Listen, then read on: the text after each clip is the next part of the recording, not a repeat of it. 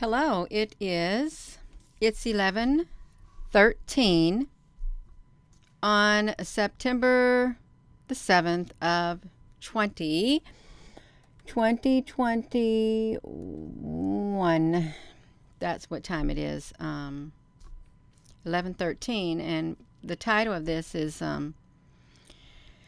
Turning Flies into Food.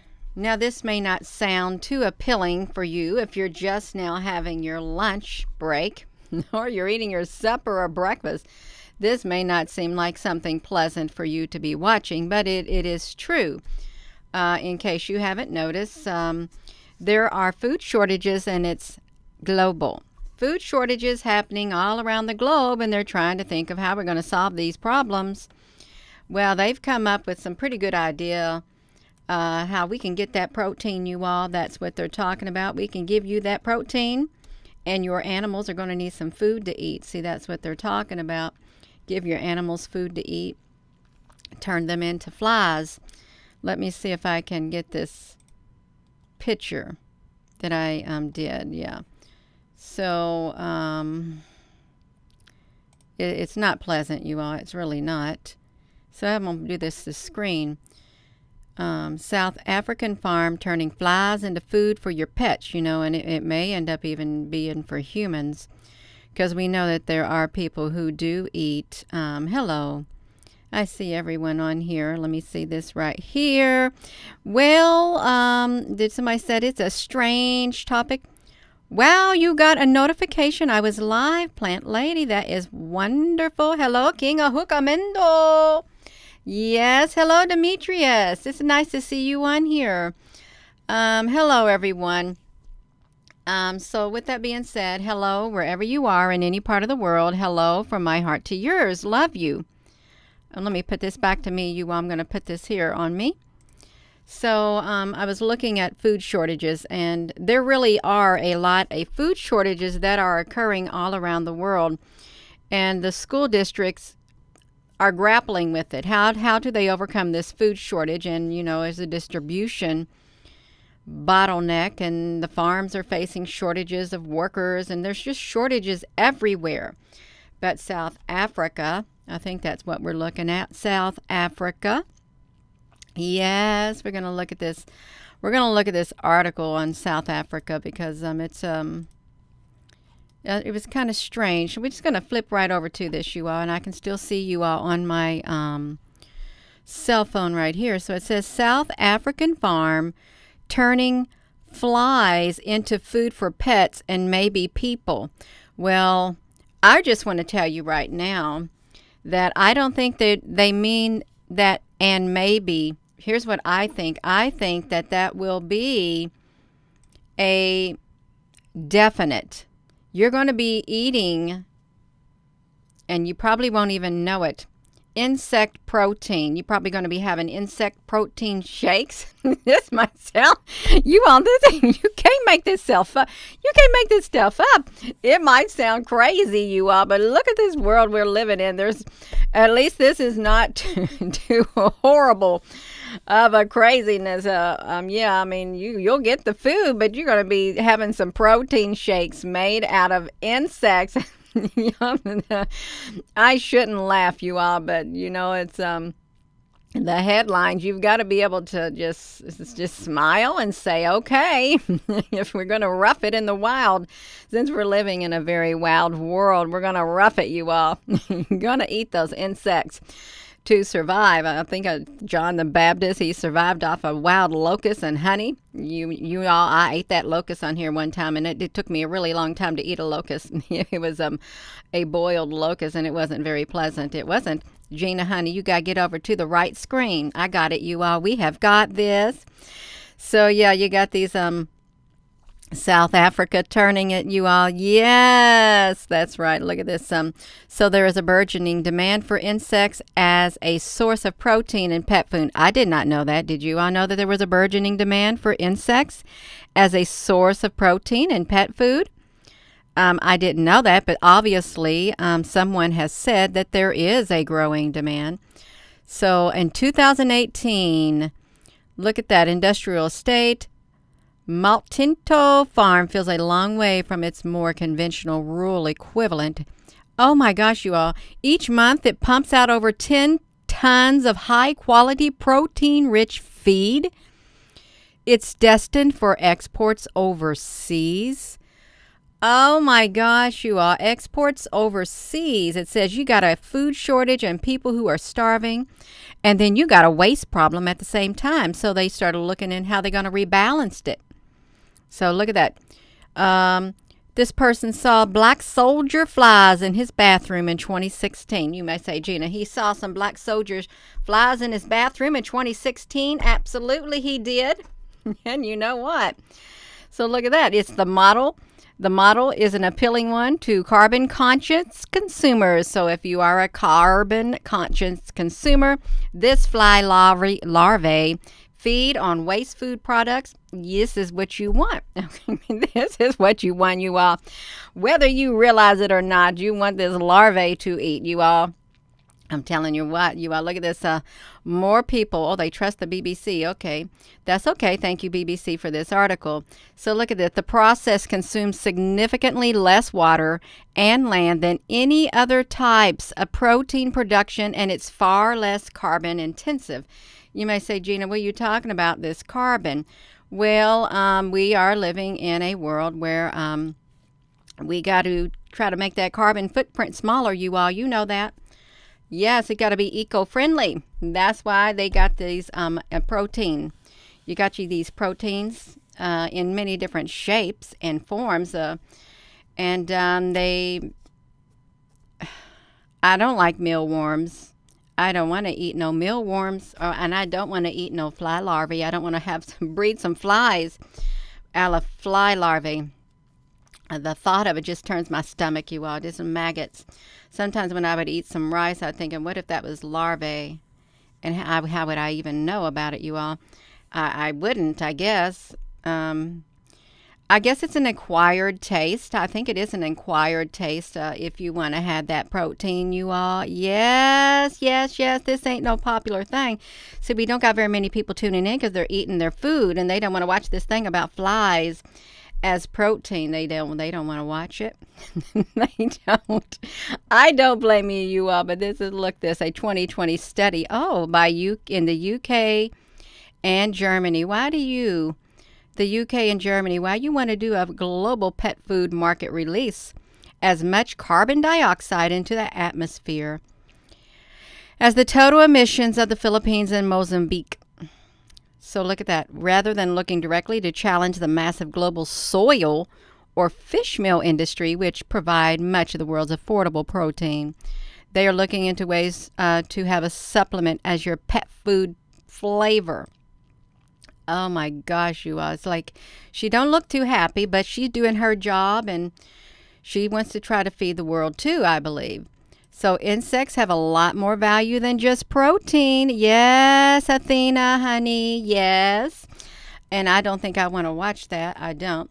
So there's no other crop in the world that can give you 52 harvests a year from one space. You all, that's a lot. Now, I'm going to tell you that's a lot. 52 harvests. Wait a minute. So 52 for 12 times that's every month. That's every week of every month, more or less. You all, is that what they're talking about? Every week of every month, you are getting yourself, we got this going on. You're giving yourself a harvest every single week. That's really fast growing, if you want my opinion. And if I had to survive on that, you all, I'm telling you right now, I'm not strong enough in my spirit to survive on larvae. I'm not. But I do remember watching a documentary of these people in this poor country, and they were digging ditches for this road. And you know what? They came there, they left their homeland to dig ditches to make a living. And when it came time for their time to be up and get paid, that man did not even pay them. All of those months, and you know what they had? They had little children They got a pot of water and they gathered ants. And they had ant soup. Ant soup. I watched that documentary when I was in Hawaii. It was very sad, but there are people who will do what it takes to survive. I hope if that day ever comes that I'm strong enough on the inside to be able to do that, you all. I pray that if that day ever comes for you, that you're strong enough to survive, because there'll be worse things. There'll be worse things that could happen to you other than having to eat those insects. Okay. Yeah, I remember a book when I was little. It was called, I think it was a book about stone soup. They made soup out of stones. You remember that book, Stone Soup? Why did they make a book like that? I was thinking about that yesterday. That was another one of my books that I like to read, the one on stone soup. So there's really a lot of strange things going on in this world, you all. They got these flies. Oh, they got it. They went in. They under the pupae undergo a metamorphosis in a dark room on the ground floor. In the dark, they go metamorphosize in the dark. See, and they get moved upstairs into a breeding enclosure where the adult flies under ultraviolet lights lay their eggs in mesh cases. So you got some ultraviolet lights. Why do they need ultraviolet light?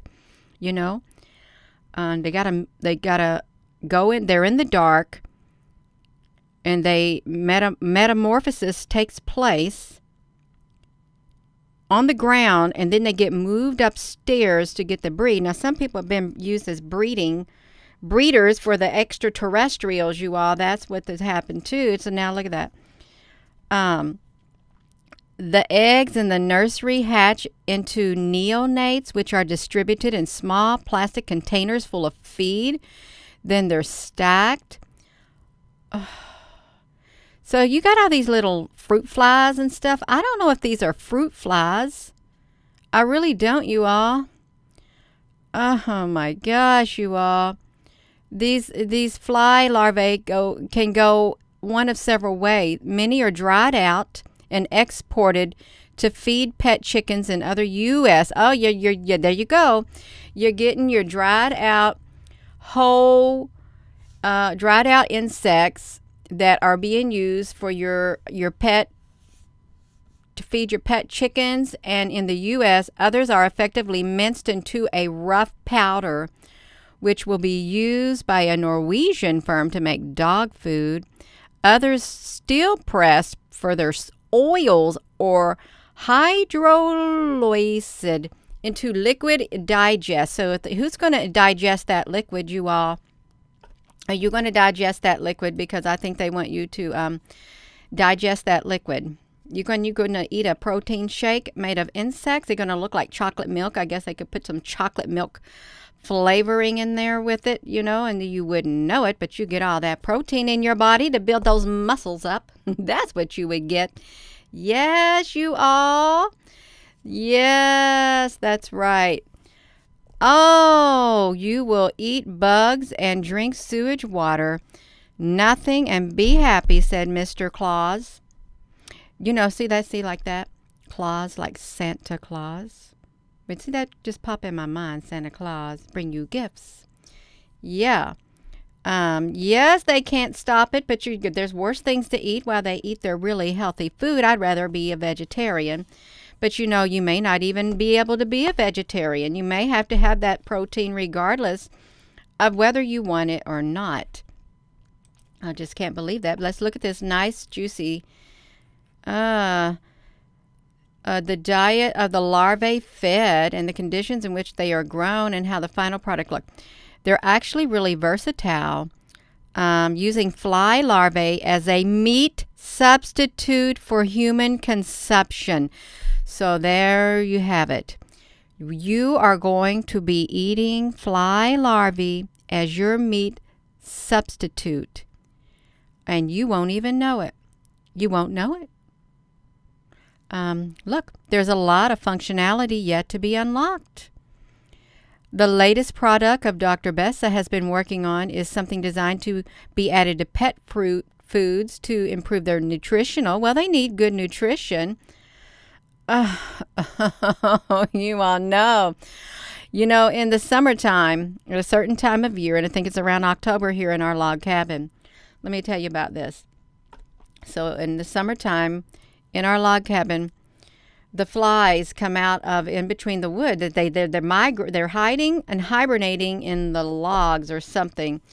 And it doesn't matter. They literally, when it gets really warm and I've got that stove going in the fireplace, the heat, they come out, they buzz around the windows and they fall dead on the floor.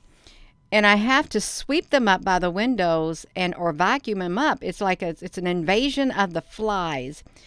And no, I don't want to grind those flies up into protein powder and eat them. I don't. You know, I think insects carry diseases too, like that tick disease, like that Lone Star tick disease, and Lyme disease. And fleas, they carry malaria, and they want us to eat these insects. So who's to say these insects didn't have a disease in them also, you all? That's what I'm thinking about right now. I don't want insects with disease. So look at that. Look, do insects taste good? The business of eating bugs. So they got all this information, but this shake right here.